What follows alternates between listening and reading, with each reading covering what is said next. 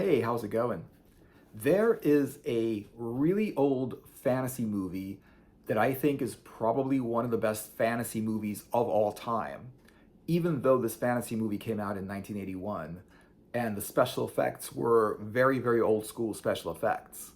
But I think even though that this movie is probably going to be forever considered one of the best fantasy movies of all time, and that is Clash of the Titans, which is like this movie right here.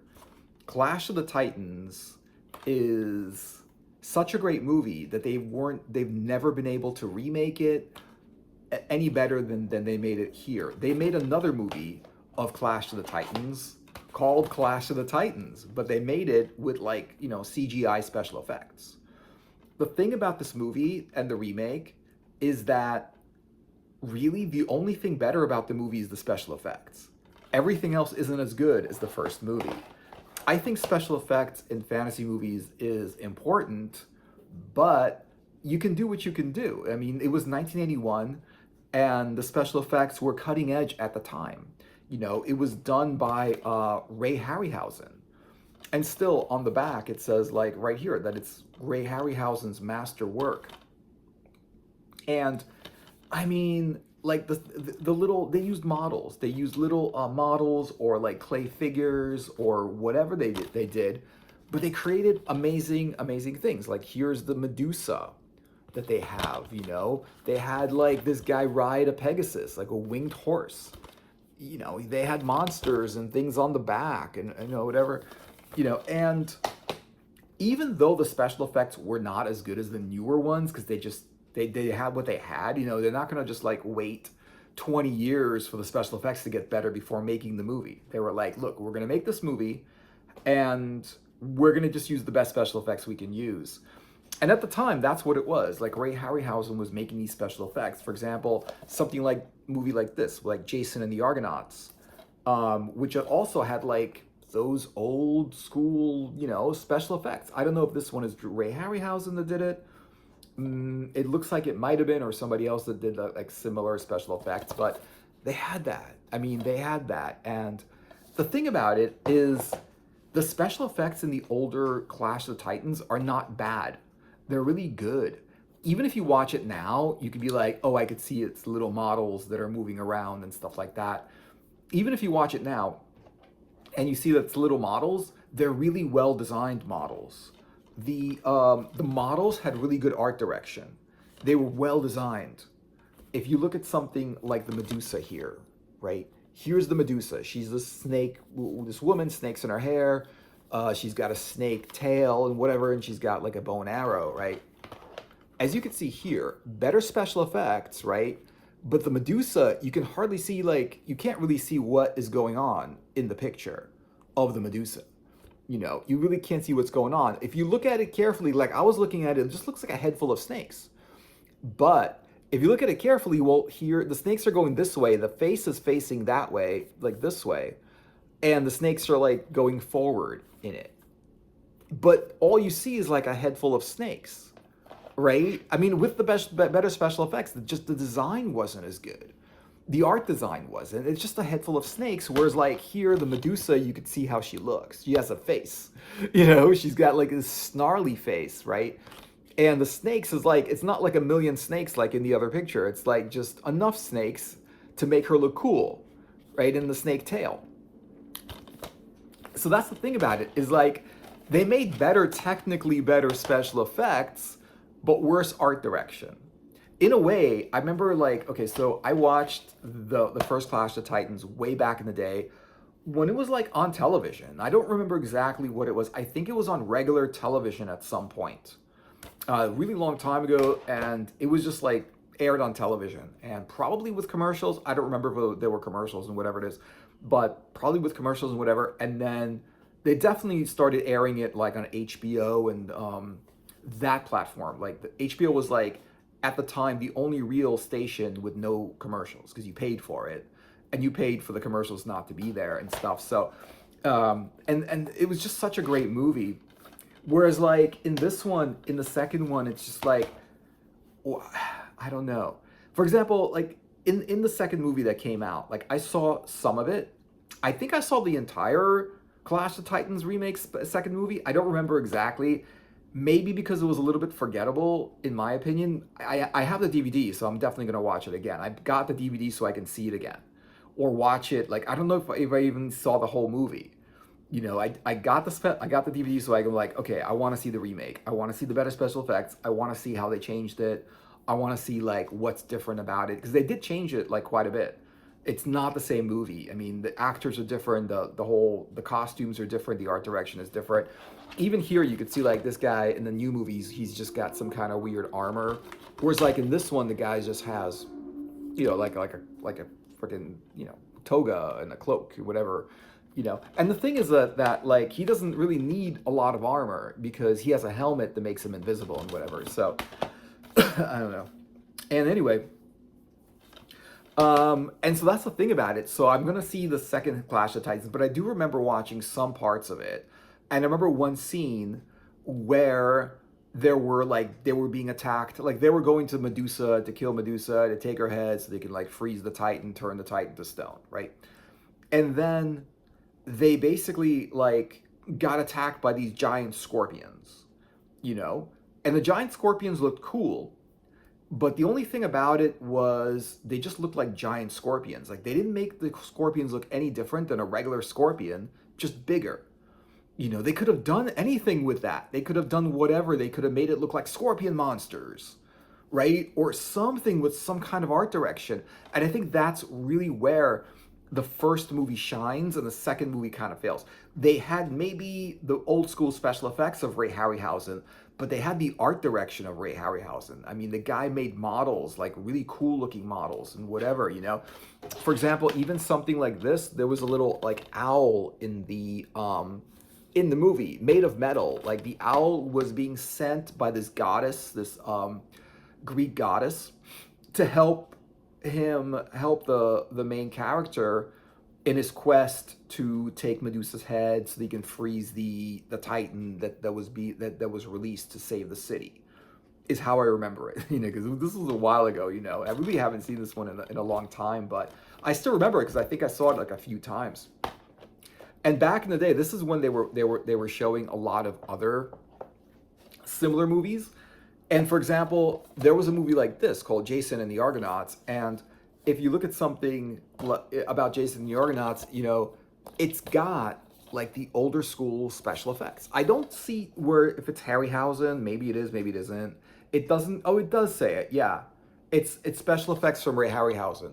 Literally the only reason I got this DVD, because I looked at it, I was like, oh, Jason, another Greek mythology movie, you know, based off Greek mythology. And it's got like, you know, multi-headed dragon and whatever. Okay, this sounds cool. It's got like skeletons on the back. And then it's like, I literally want to watch this because of the special effects by Ray Harryhausen. I want to see the models. I want to see them move around like they're real. I want to see them look like they're alive. I want to see them in combat with swords and shields and fighting skeletons and monsters or whatever it is. That's why I got it. And I think the thing about it is that like at the time, I didn't know who Ray Harryhausen was. This was way back in the day. But then later on, I remember people started talking about, oh, Ray Harryhausen. People started having this buzz about him, and he became a little bit more famous. Because I think at the time of Clash of the Titans, nobody knew who Ray Harryhausen was. Nobody knew who did the special effects. He got a little bit popular later on when I think when just he got some recognition later. I don't remember like at the time Ray Harryhausen being anybody or people even knowing who he was. But I do remember like in the earlier 2000s, the names started coming up. Oh, the stop motion special effects by Ray Harryhausen. Yeah, it was really cool at the time. That people were showing that. They made art books about Ray Harryhausen's work and stuff like that. And especially like in art communities, like fantasy art communities, they all know who he is. They all like his stuff. They watch the movies because like it's got his models and stuff like that. And that's where it was. Like, I think even though the technology wasn't there at the time for the Clash of the Titans, I think the art direction was. You know, you don't need a lot of technology for art direction. You can make art out of little clay figures or little plastic figures that you can put together, you know? There's a lot of movies back in the day that were like, that's how they did it. That's how they made monsters back then. Either it was a costume, like somebody like put on like a monster mask and a monster costume, or they were just made of clay and they would move around in a weird way. And that's literally the only one. Like, I really don't even, maybe the movie's good. If it's like Clash of the Titans, I think I did see some of this movie. I think that this movie was aired on TV or something at some point, just a really long time ago. I don't remember this movie being like, around. Um, but definitely with the Ray Harryhausen, I just want to see the special effects. And if the movie's good, that would be great. That's like a bonus. Um, and so that's the thing about these older movies, is that you kind of like, they did other things to the movie that they just couldn't do, even though they were limited in what they could do. And I think that's where B movies came in. That's why B movies, back in the same era, the fantasy B movies were so good. For one thing, they weren't such expensive, like, kind of mainstream movies to the point where they couldn't be aired on television. And that's the thing, back in the day, television aired the not so good movies, because like the really good movies were reserved for the theater, and then when VHS came out and whatever, and you were able to rent movies and stuff like that, right when the movie left the theater, it went to VHS, which was like a brilliant way of a movie not only making more money after it's out of the theaters, but reaching a wider audience. Because some movies you couldn't see in the theaters. Other movies, it's just like, oh, they're not in the theater anymore, so how do we watch this movie? The movies were done. And then when HBO came out, it was like, it went from the theater to VHS, right?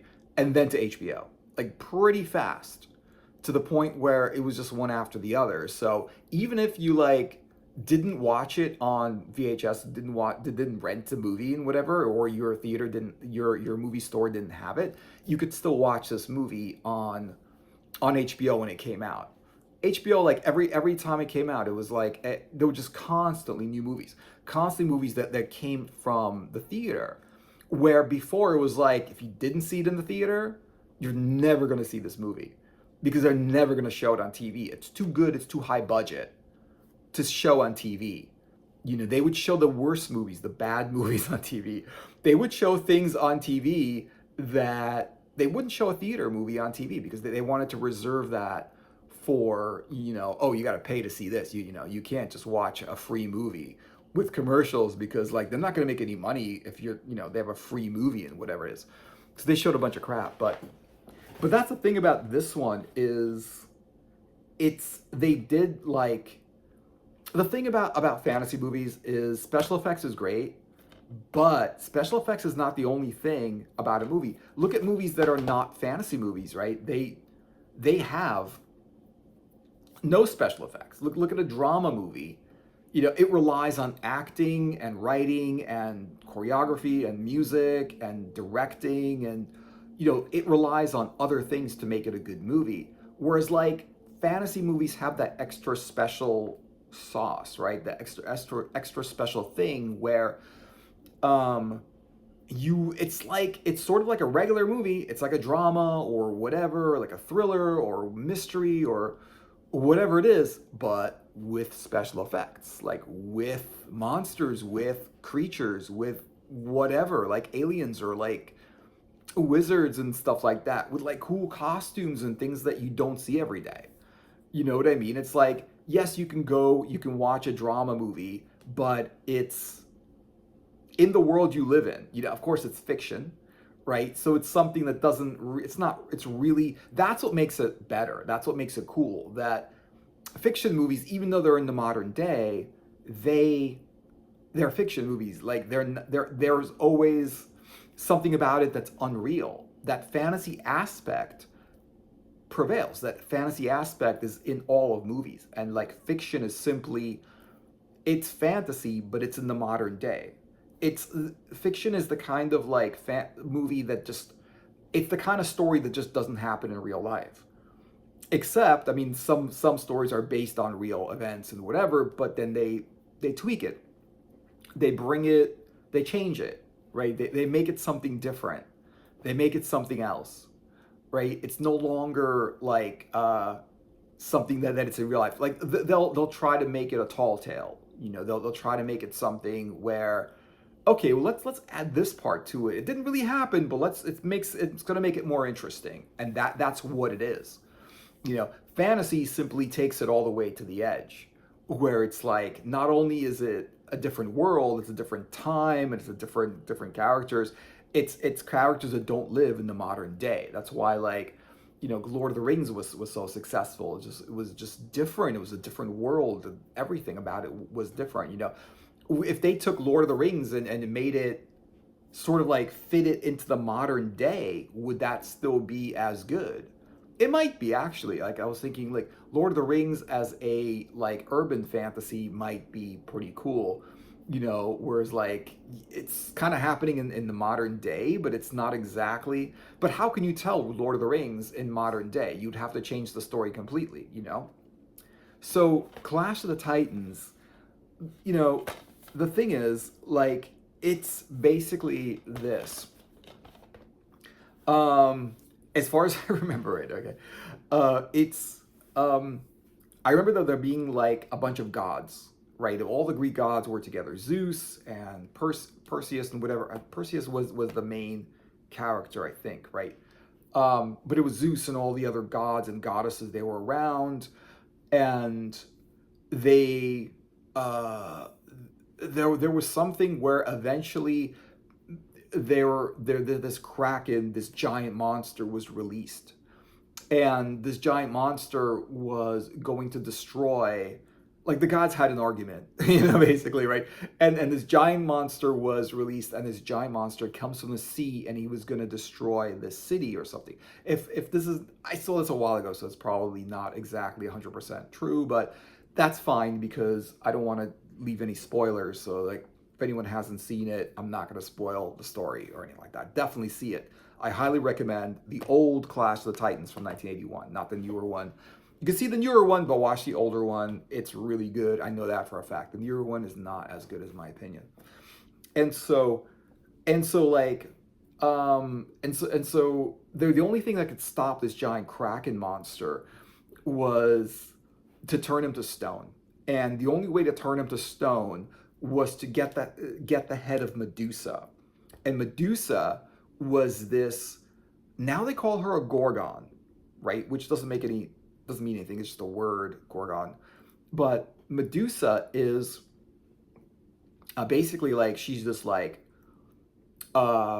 this woman with, like, she's got like a snake tail, snakes in her hair, and legend says that basically she turns people to stone. Anything, like, her gaze will turn people to stone. If you look at her, you turn to stone.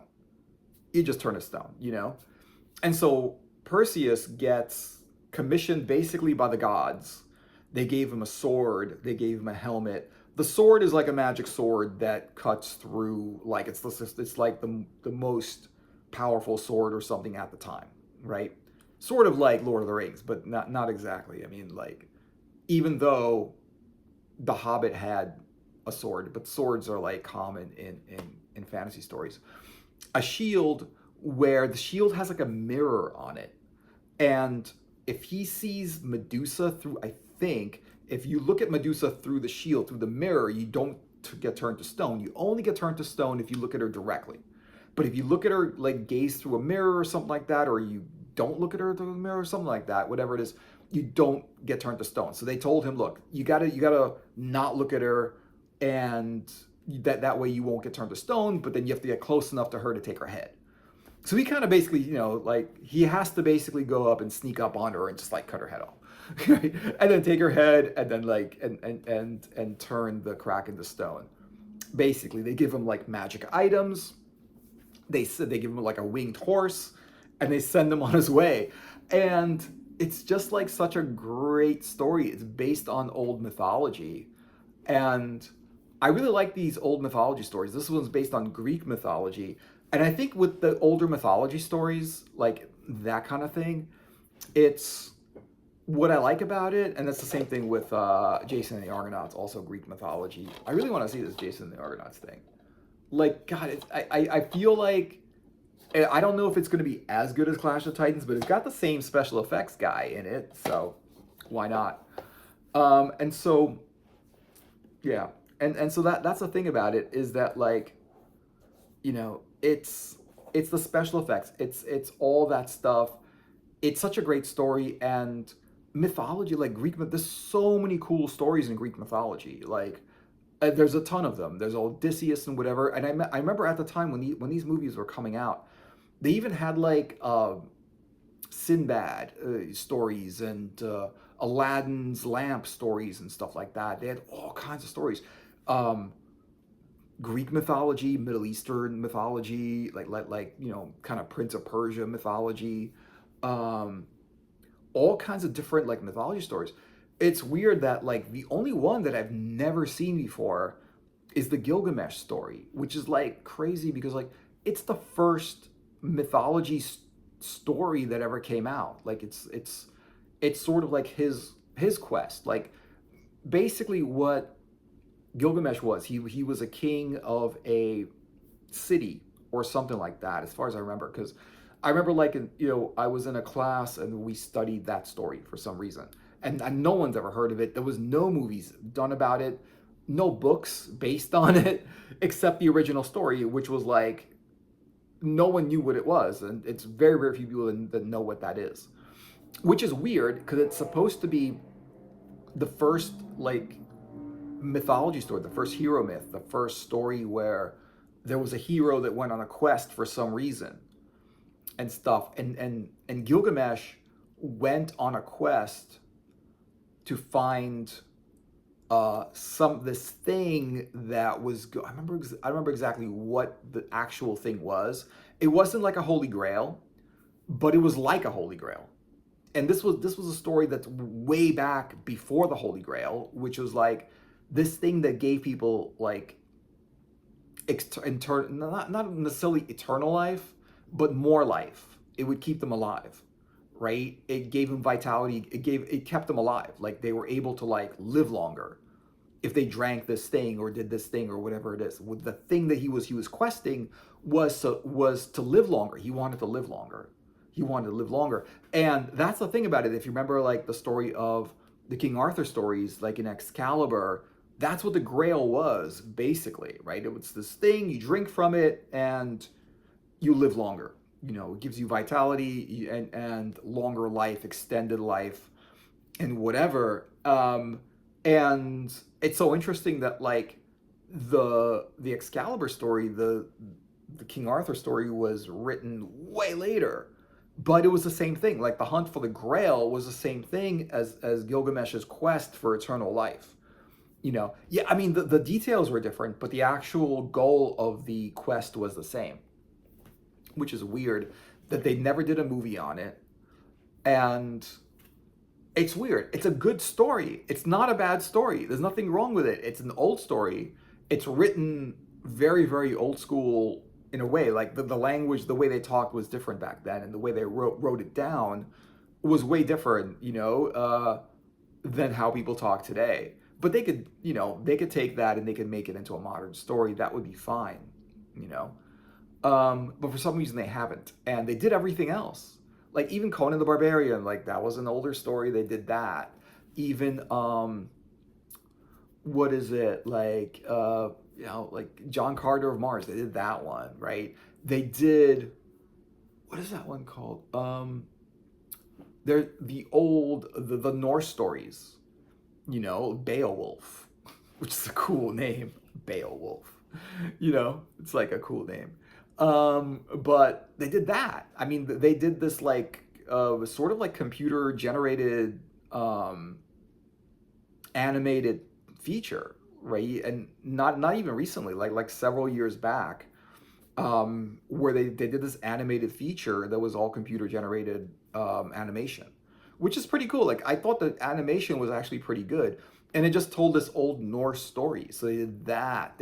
I mean, they've done King Arthur myths. They did the Camelot myths. They did a lot of the other Norse mythology, the Odin and Thor and all that stuff. They did all that. They never did um they never did Gilgamesh, and maybe because it's a weird sounding name, Gilgamesh, like Gilligan's Island, sort of like that. It's kind of like a weird sounding name, I always thought, but that was the guy. I mean, that was probably a common name and probably a name reserved for a king back in the day, back then, during the first kingdom ever. Like, literally, this guy was the first king to ever be a king. Like, before him, there were no kingdoms and there were no kings. There were just like tribes of people and clans of people, but there were no like kings. And this guy was literally the first king of the first kingdom, and he was supposed to be. I've heard. I mean, I guess there's different versions of the story. Like, some versions might say that he was half god, but then, a lot of other characters, even in Greek mythology, there were characters that were like half god. There was like Hercules was half god. So it's weird because like Gilgamesh was supposed to be the strongest guy in the world at the time, and then you got like Greek where like Hercules was the strongest guy in the world at the time, and he was also half god. He was also like some kind of hero. But I think what it is that like I don't think that like I don't know if like one culture copied another culture, one story came originally from a different story, but I do think, hey, they're stories. People tell it to each other, right? They write it down. They have a play. They do theater. Back in the day, that's what it was. They did theater. They did plays and stuff like that. They would tell the story to each other, and the story would change over time, but some things stayed the same. So therefore, they're still making these stories now. And now we're like, well, if they ever do that, it's like, oh, it's plagiarism. They ripped it off.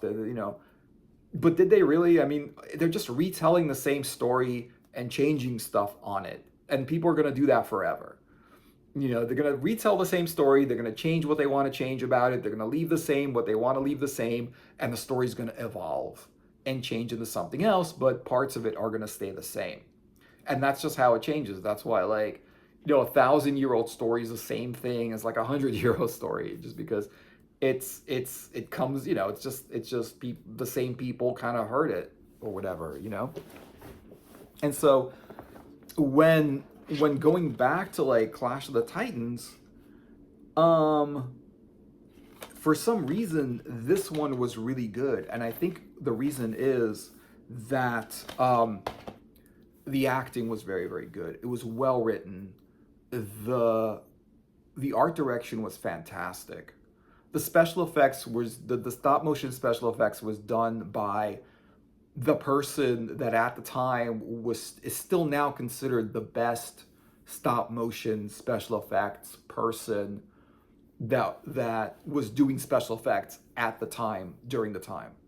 At the time, you didn't see anything better than those special effects.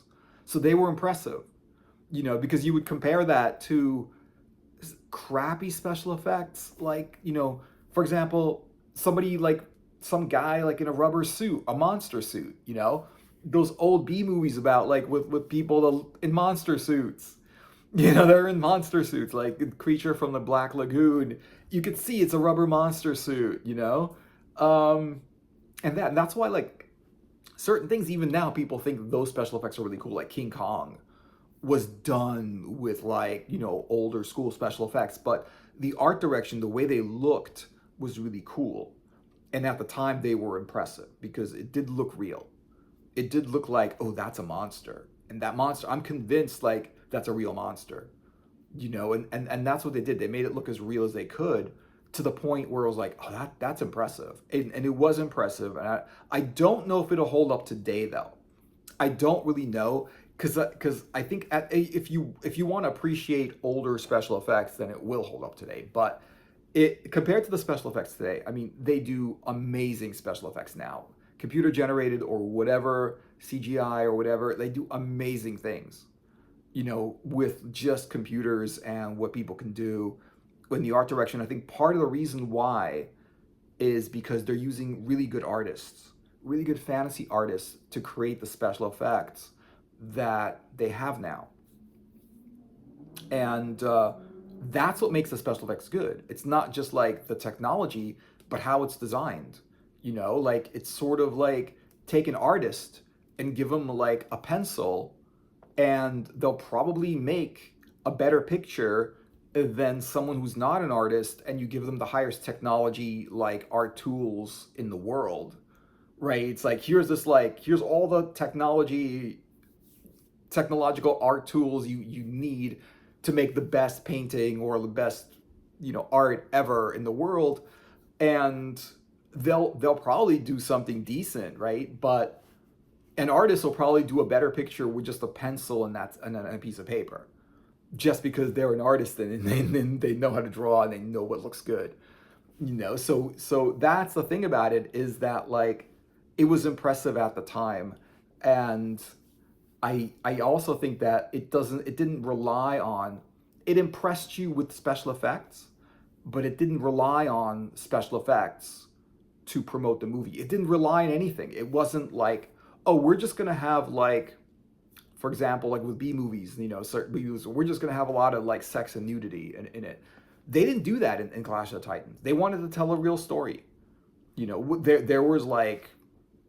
There was some romance in it. I mean, I think there was a queen, there was a princess or a queen or something, and he kind of like, there was something between the main character and the princess or whatever. There was some romance in it. It wasn't a romance movie, but there was some romance in it.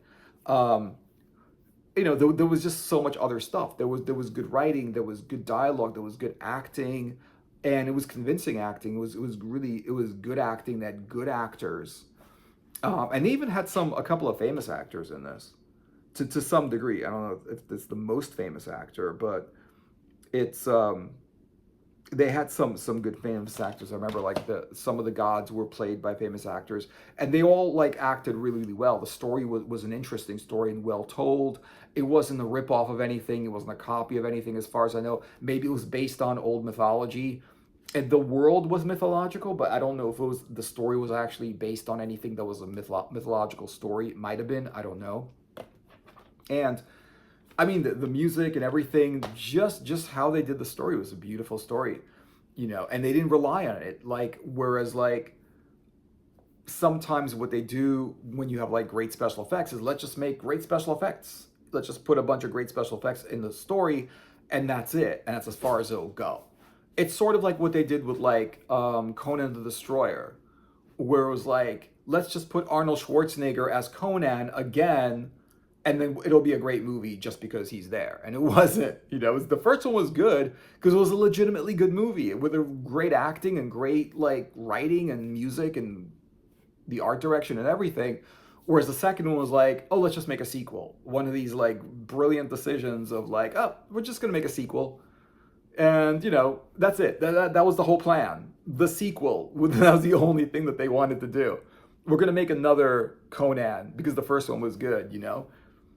It's like, do you have any ideas about why you want to do it? Is there anything besides that you just want to make another Conan? What if it doesn't come out good? I mean, is there anything, So that's the thing about Conan, is like, let's put Arnold in another movie and then it'll be as good. And that's the thing about Arnold Schwarzenegger movies. If they're good movies, he's a good actor in that movie. Like Predator, like Terminator, right? If it's a good movie, he's a good actor that can play in a good movie. If it's a bad movie, he can't save it. There's the thing about Arnold Schwarzenegger movies. Like, if it's a good movie and they give him a good role, he's the star of the show, right? But if it's a bad movie, he can't save it. He can't save it. Like Total Recall, great movie. He really did a great job. But like other movies, like just a bad movie, he's in it, he can't save it.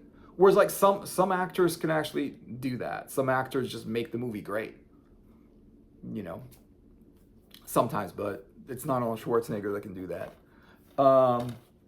And so that's what it is. And then what I remember, I'm gonna watch the second one again just to see what it is again. Maybe it's better than I thought it was, but it's just the art direction wasn't there. The special effects are better, but the acting isn't, the costumes not, the song, the music isn't, the writing isn't better, and the story isn't better. And it's just, And the story's a little bit different. It's sort of the same thing because they go after Medusa, whatever, but it's definitely not better. And and that's the thing about it. It's just your remake, and it's also like I think one of the reasons people like maybe don't like remakes that much because it was a good idea to say, hey, we've got all this technology. Let's do Clash of the Titans with better special effects, right? That's actually a great idea. They could probably still do it again, another Clash of the Titans with better special effects, but you need something else to be there besides the special effects, and that's what I think about movies like this. And that's what I think about Clash of the Titans. It's just a great movie. Yeah, I think it's a great movie. Even if someone doesn't really like fantasy movies or whatever it is, I think it's still a great movie, and I think people will like it. And that's the thing about great movies is it doesn't matter what genre it is. People will like it because it's a great movie. Like I will like a great movie even if it's like whatever genre. It doesn't matter what it is. It's like a great song. It doesn't matter what kind of song it is. It doesn't matter what style of song, what genre of song. It doesn't matter. If it's a good song, it's going to be popular and people will like it. No matter what it is, no matter what kind of song it is, people like it. If it's a good movie, same thing. People like it no matter what genre it is. They will cross genres, even if they hate that genre. Even if they hate like romance movies or something like that. But it's a really good romance movie, like Ghost or something like that. Like, like a great romance movie and whatever it is. People will just like it because it's a great movie, even if they're not a fan of the genre. And that's what I think about like great movies. They just make, they represent what the genre is about. So thanks for watching, guys. I hope you enjoyed the video. Let me know what you're thinking in the comments. Give it a like and a subscribe if you want. And I'll see you guys in another video. Take care. Later.